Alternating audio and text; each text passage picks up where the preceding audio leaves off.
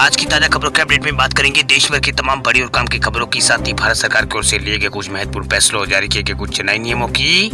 इसके अलावा battle ground mobile India यानी पबजी गेम खेलने वाले लोगों के लिए आज एक जरूरी और महत्वपूर्ण खबर है, बताएंगे आपको आगे इस अपडेट में। साथ ही किसानों के लिए खुशखबरी, अब किसानों को 8 की बजाय मिलेगी पूरे 10 घंटे बिजली। क्या है पूरी खबर बताएंगे आपको इस अपडेट में। साथ ही व्हाट्सएप यूजर्स के लिए खुशखबरी, कंपनी ने रोकी नई पॉलिसी, कहा भारतीय यूजर्स नहीं होंगे प्रभावित। क्या है पूरी खबर बताएंगे आपको इस अपडेट में। साथ ही रेल यात्रियों के लिए आज एक जरूरी और महत्वपूर्ण खबर है, बताएंगे आपको आगे इस अपडेट में। साथ ही सरकारी कर्मचारियों के लिए भी आज एक महत्वपूर्ण और बड़ी खबर है, बताएंगे आपको आगे इस अपडेट में। साथ ही राजस्थान में पटवारी भर्ती को लेकर एक बड़ा ऐलान यहाँ पर हुआ है, बताएंगे आपको इस अपडेट में। साथ ही कोरोना कर्फ्यू और लॉकडाउन से जुड़ी कुछ महत्वपूर्ण बड़ी खबर है, बताएंगे कि करके इस अपडेट में। साथ ही आज की तमाम बड़ी और काम की खबरों की बात करेंगे इस अपडेट में। बात करते हैं आज की पहली बड़ी खबर की, तो किसानों के हित में हरियाणा के सीएम मनोहर लाल खट्टर का बड़ा ऐलान, बोले 8 की बजाय किसानों को 10 घंटे मिलेगी बिजली। हरियाणा के मुख्यमंत्री मनोहर लाल खट्टर ने किसानों के हित में अहम निर्णय लिया है। सीएम खट्टर ने कहा है कि प्रदेश के किसानों को अब 8 घंटों की जगह 10 घंटे बिजली दी जाएगी। उन्होंने कहा है कि किसानों को ये जो लाभ है वो मानसून आने तक दिया जाएगा। वह हरियाणा सरकार ने एक और राहत देते हुए कहा है कि ग्रुप सी व ग्रुप डी की नौकरियों के लिए आयोजित की जाने वाली कॉमन एलिजिबिलिटी टेस्ट हेतु पंजीकरण कराने की जो अंतिम तिथि है उसे बढ़ाकर 31 जुलाई 2021 कर दी है। इस बारे में जानकारी देते हुए एक सरकारी प्रवक्ता ने बताया कि राज्य सरकार ने निर्णय लिया था कि हरियाणा कर्मचारी चयन आयोग के माध्यम से ग्रुप सी व ग्रुप डी की जो नौकरियां यहाँ पर भरी जाएगी उनके लिए कॉमन एलिजिबल टेस्ट यहाँ पर लिया जाएगा। चलिए बात करते हैं अगली खबर की, तो व्हाट्सएप यूजर्स के लिए खुशखबरी, कंपनी ने रोकी नई प्राइवेसी पॉलिसी, कहा भारतीय यूजर्स नहीं होंगे प्रभावित। व्हाट्सएप ने शुक्रवार को दिल्ली उच्च न्यायालय को बताया कि उसने अपनी अपडेटेड प्राइवेसी पॉलिसी को स्वेच्छा से रोक दिया है, भारतीय यूजर्स से प्रभावित नहीं होंगे।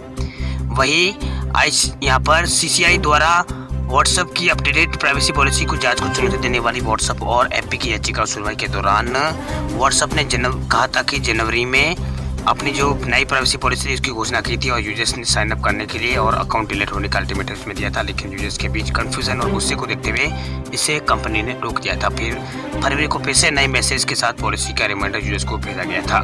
हालांकि व्हाट्सएप की जो अपडेटेड प्राइवेसी पॉलिसी है उसको लेकर कई अधिवक्ता, सरकारें और अन्य लोगों द्वारा अलग अलग शिकायतों को देखा गया था। इनमें सभी ने व्हाट्सएप की जो अपडेटेड प्राइवेसी पॉलिसी थी उसको भारतीयों की गोपनीयता और हितों के लिए हानिकारक है।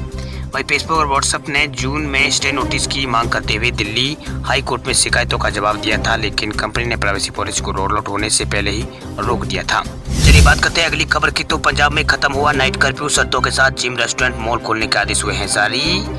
देश में कोरोना की दूसरी लहर का कहर कम होने के बाद ज्यादातर राज्यों ने प्रतिबंधों के साथ अनलॉक की शुरुआत कर दी है। धीरे धीरे चरणबद्ध तरीके से सभी जरूरी गतिविधियां बहाल की जा रही है। इन सब के बीच पंजाब की कैप्टन सरकार ने शुक्रवार को राज्य में कई प्रतिबंधों में ढील देने का ऐलान किया है। पंजाब के मुख्यमंत्री कैप्टन अमरिंदर सिंह ने राज्य में कोविड पॉजिटिविटी रेट 0.4% आने के बाद वीकेंड और नाइट कर्फ्यू को हटाने का आदेश दिया। इसके साथ ही पंजाब सरकार ने सोमवार से राज्य में किसी भी बंद जगहों पर ज्यादा से ज्यादा 100 लोग और खुले जगहों पर 200 लोग इकट्ठा होने की इजाजत दी है। वहीं शुक्रवार को हुई बैठक के दौरान उन्होंने राज्य की पुलिस है उनको रैलियों और विरोध सभाओं के दौरान महामारी नियम का उल्लंघन करने वाले राजनीतिक नेताओं पर जुर्माना लगाने के निर्देश भी यहाँ पर दिए हैं। वहीं कैप्टन अमरिंदर सिंह ने बार और सिनेमा हॉल, रेस्टोरेंट और स्विमिंग पूल और जिम, मॉल, स्पोर्ट कॉम्प्लेक्स और संग्रहालय, चिड़ियाघर आदि को खोलने के भी आदेश दिए। हालांकि इसके लिए भी एक शर्त यहाँ पर रखी गई है। सरकार की तरफ से जारी विज्ञप्ति में बताया गया है कि इन स्थानों पर जाने वाले लोगों को वहाँ काम करने वाले कर्मचारियों को कम से कम कोरोना का 1 डोज तो यहाँ पर लगवाना जरूरी होगा। जो इन जगहों पर जाएंगे उनको कोरोना कम से कम 1 डोज लगी होनी चाहिए। चलिए बात करते हैं अगली खबर की, तो राजस्थान के बेरोजगार युवाओं के लिए अच्छी खबर, राजस्थान पटवारी परीक्षा की नई तारीखों का हो गया है ऐलान। राजस्थान कर्मचारी चयन बोर्ड ने पटवारी भर्ती परीक्षा की नई तारीखों का ऐलान कर दिया है। अब ये परीक्षा 23 अक्टूबर और 24 अक्टूबर 2021 को आयोजित होगी। इसके साथ ही भर्तियों की संख्या में भी यहाँ पर जो संख्या पहले थी 4421 से बढ़ाकर 5378 कर दिया गया है। इनमें 4715 पद नॉन टीएसपी और 763 पद टीएसपी को यहाँ पर टीएसपी एरिया को दिए गए हैं और अच्छे को उम्मीदवार है वो 29 जुलाई तक आवेदन कर सकता है। वही ईडब्ल्यूएस वर्ग के अभ्यर्थियों को भी अब आरक्षण का लाभ दिया जाएगा। उन्हें भी उम्र सीमा में छूट यहाँ पर दी जाएगी। इसके बाद कई अभ्यर्थी जो पहले आवेदन नहीं कर पाए थे वे भी 29 जुलाई तक आवेदन कर सकेंगे। इसके बाद 30 जुलाई से 5 अगस्त तक फॉर्म में संशोधन का समय दिया जाएगा।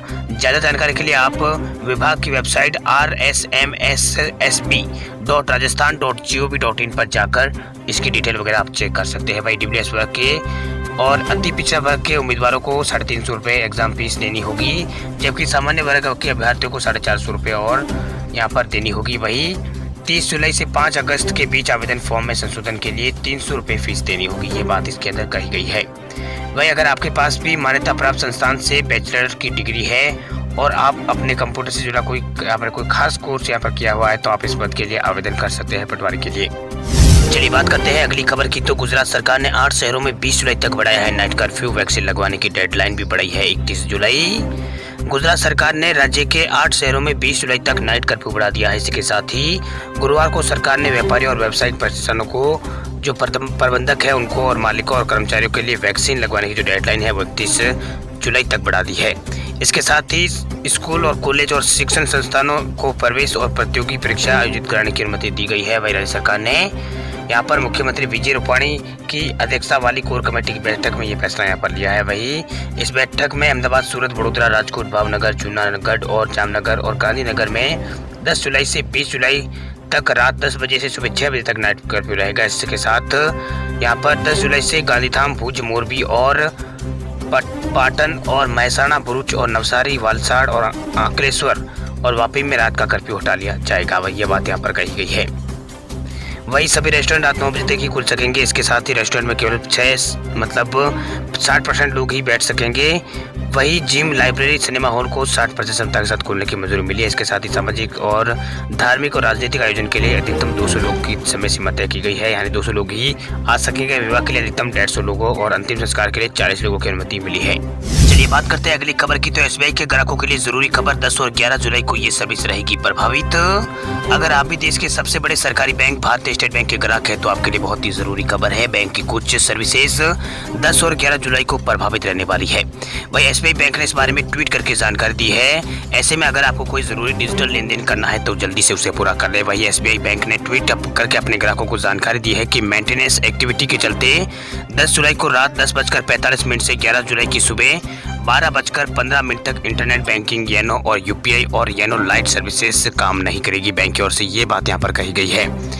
इसके अलावा दूसरे ट्वीट में एसबीआई ने अपने ग्राहकों से अपील की है कि वे लगातार पासवर्ड बदलते रहें। ऑनलाइन पासवर्ड का यहाँ पर जो ऑनलाइन पासवर्ड का चेंज करना वायरस के खिलाफ वैक्सीन की तरह है। ऐसे में आप अपना पासवर्ड वगैरह चेंज करते रहे। आपको बता दें कि साइबर सुरक्षा शोधकर्ता ने एसबीआई ग्राहकों के लिए चेतावनी जारी की है। दरअसल भारतीय स्टेट बैंक के ग्राहकों पर चीनी हैकर्स की नज़र है। चीनी हैकर्स एसबीआई ग्राहकों के अकाउंट से पैसे निकाल रहे हैं। वही चीनी मूल के हैकर्स फिशिंग स्पैम के साथ बैंक यूजर्स को यहाँ पर निशाना यहाँ पर बना रहे हैं। इसके साथ ही हैकर्स उन्हें एक विशेष वेबसाइट का लिंक उपयोग करके केवाईसी अपडेट करने के लिए कह रहे हैं। इसके बदले 50 लाख रुपए तक के फ्री गिफ्ट ऑफर यहाँ पर दिया जा रहा है। ये बात यहाँ पर बैंक की ओर से कही गई है। ऐसे जालसाजी लोगों के यहाँ पर बातों में ना आए। कभी किसी को पासवर्ड वगैरह यहाँ पर किसी की बात पर ध्यान न दें, किसी फर्जी मैसेज के ऊपर ध्यान न दें।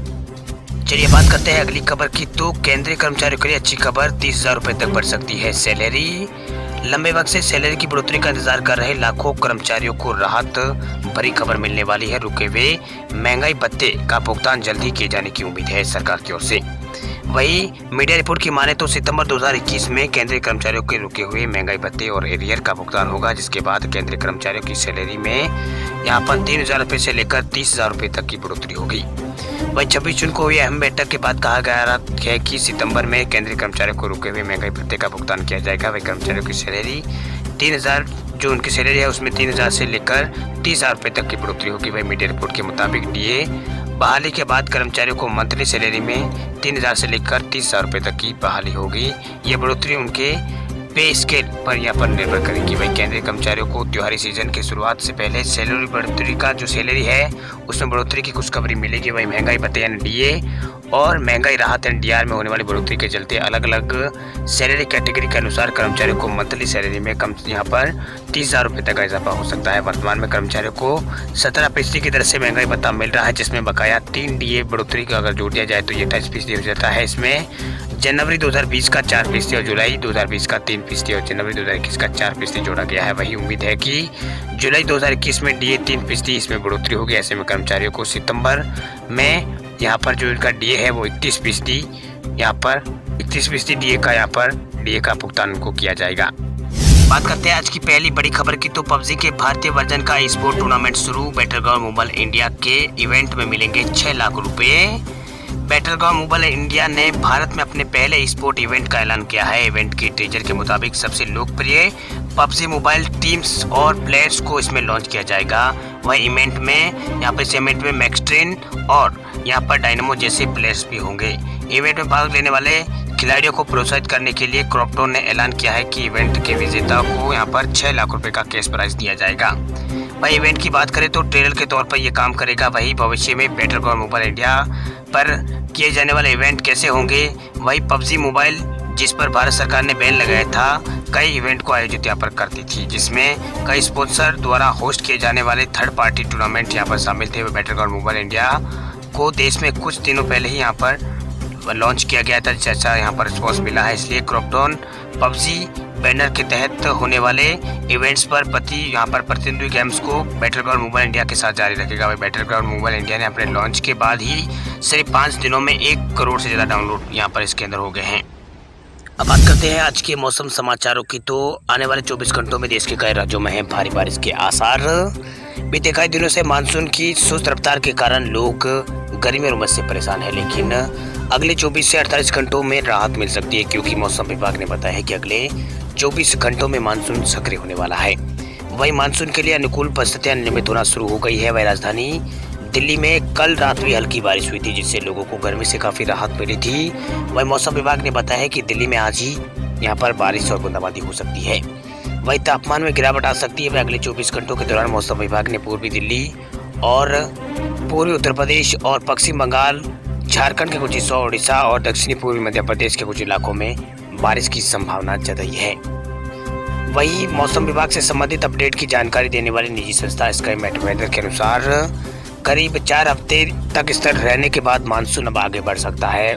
स्काईमेट वेदर का कहना है कि 3-4 दिनों में पश्चिमी उत्तर प्रदेश, दिल्ली, पंजाब, हरियाणा, राजस्थान के इलाकों में अच्छी बारिश हो सकती है। इस दौरान तापमान में गिरावट हो सकती है और रुक रुक कर बारिश होगी।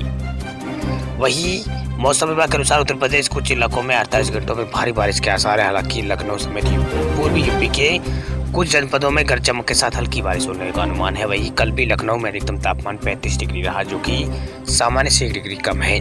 वही न्यूनतम तापमान 28 डिग्री रहा है, सामान्य से ये 2.2 डिग्री अधिक था। इसी प्रकार मौसम विभाग ने मध्य प्रदेश में बारिश की संभावना जताई। यहाँ भी तापमान में गिरावट दर्ज की गई है। बीते 2 दिनों में ठंडी हवाएं यहाँ पर चलना शुरू हो गई है।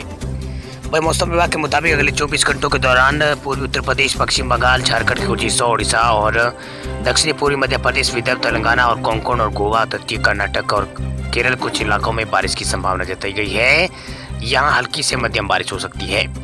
इसके अलावा पूर्वोत्तर भारत, सिक्किम, असम और यहाँ पर पूर्वोत्तर भारत में सिक्किम, असम आ गए हैं। वही बिहार के मध्य भागों, उत्तर प्रदेश के तलहटी और उत्तराखंड के आंतरिक कुछ इलाकों में, मराठवाड़ा के और लक्षद्वीप और तटीय आंध्र प्रदेश में भी आज बारिश की संभावना है। साथ ही मौसम विभाग ने कहा है कि इन इलाकों में हल्की बारिश होगी। इसके अलावा पूर्वी राजस्थान के कुछ हिस्सों, महाराष्ट्र, हरियाणा के कुछ हिस्सों और पंजाब और दिल्ली, गुजरात और रॉयल सीमा के कुछ इलाकों में अगले 24 घंटों में बारिश होने की संभावना जताई गई है। तो अगले 24 घंटों में यहाँ पर कुछ इलाकों में भारी बारिश हो सकती है, कुछ में मध्यम तो कुछ में हल्की बारिश हो सकती है।